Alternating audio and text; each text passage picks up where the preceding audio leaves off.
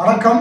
ராசி பலன்கள் வாழ்வியல் சேனலுக்காக, அதாவது நீங்கள் இந்த பார்க்க போகிற இந்த இடம் இலங்கையில் கண்டியில் இருக்கக்கூடிய புத்தருடைய ஆலயம்.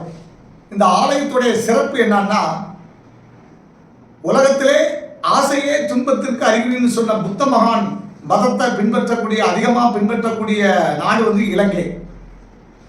அதில் வரலாறு சுமாராக கிமு 543 புத்தர் இறந்ததாக கூறப்படுகிறது.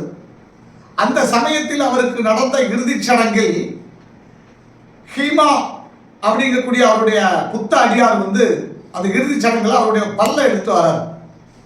பல்லை எடுத்துட்டு நேர இலங்கைக்கு வராரு. இலங்கையில பிரம்மதத்தாங்கிற அரசத்தை கொடுக்காரு.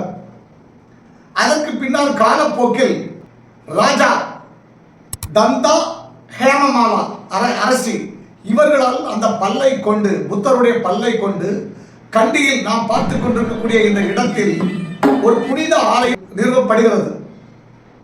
அந்த ஆலயத்தில் அந்த பற்கள் ஒரே பல் தான், பற்கள் இல்ல, பல் தங்க அடுக்கினால் செய்யப்பட்ட பல அடுக்குகளுக்கு நடுவிலே வைக்கப்படுகிறது.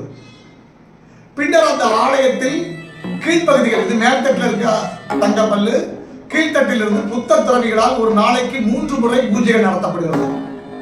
அந்த 3 முறை பூஜைகளுக்கும் மூலஸ்தானத்தை நம்ம பார்க்க முடியாது. ஆனால் வரக்கூடிய வைப்ரேஷன்ஸ், அந்த அதிர்வுகள், நல்ல அதிர்வுகள் நம்ம உள்ள போனோம்னா உணர முடியும். நான்லாம் போயிட்டு வந்திருக்கேன். அதனால இலங்கைக்கு போனீங்கன்னா கட்டாயம் கண்டியில புத்தருடைய ஆலயத்துக்கு போங்க. அது புத்தர் பல் இருக்கக்கூடிய ஆலயத்துக்கு போங்க.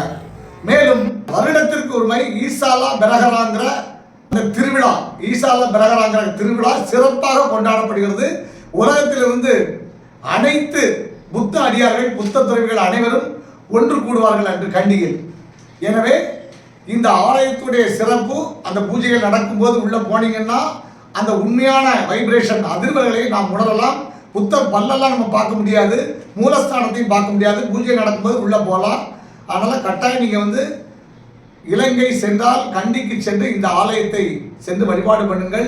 மேலும் ஆலயத்திற்குள்ள போறதுக்கு நுழைவு கட்டணம் வசூலிக்கப்படுகிறது. இலங்கை கண்டியில் உள்ள புத்தர் ஆலயத்தின் மகிமையை பாருங்கள். நீங்கள் இதை பார்த்தாலே உங்களுக்கு புத்தரின் சக்திகள், நல்ல சக்திகள் உங்களுக்கு கிடைக்கும்.